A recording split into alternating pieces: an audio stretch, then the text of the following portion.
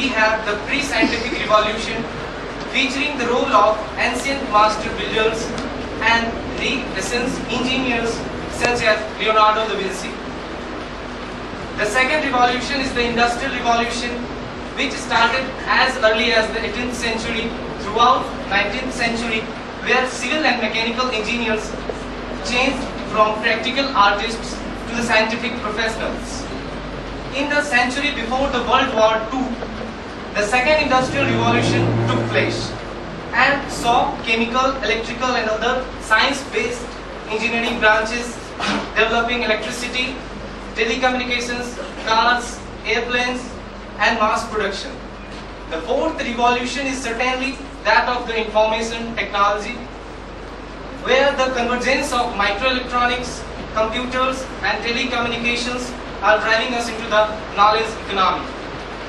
Ladies and gentlemen, the world over, engineers and scientists have rightly been called real agents of change.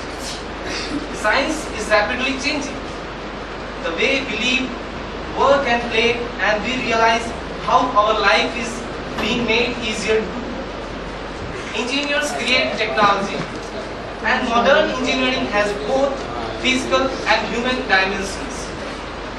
Besides designing useful products, engineers are also adapting science and management, both crucial and technological progresses. It is generally accepted that scientists discover what was not known, while engineers create what didn't exist. Both boldly go where no one has gone before, each original and creative in its own way.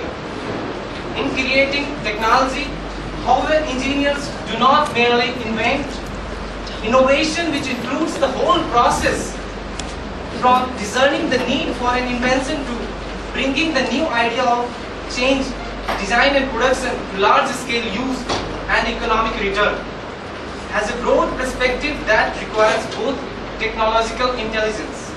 My dear engineers, I just mentioned the issue of innovation, and it gives the opportunity to speak of the recent National Summit on Innovation organized by the NPCC. True it is that our country needs a national strategy on innovation. This should become our roadmap for progress and prosperity, while globalization is compelling us to become more efficient and more competitive.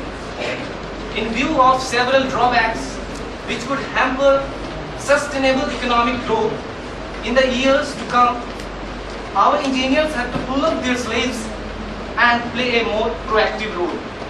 Engineers should spearhead all efforts towards introducing state-of-the-art technology in the manufacture of our products and in the provision of services, be it for the local market or for export. As a matter of fact, engineers can play a more significant role in the propagation of scientific knowledge across the country. I welcome a more intense interaction between our professionals, the industry and academia. I am sure that the government will support the engineers in such a laudable initiative, as our future development will rest on our capabilities and socio-economic development. I wish you plenty of success in your future endeavors. I thank you all for your attention. Now I'd like to call Director sir, please.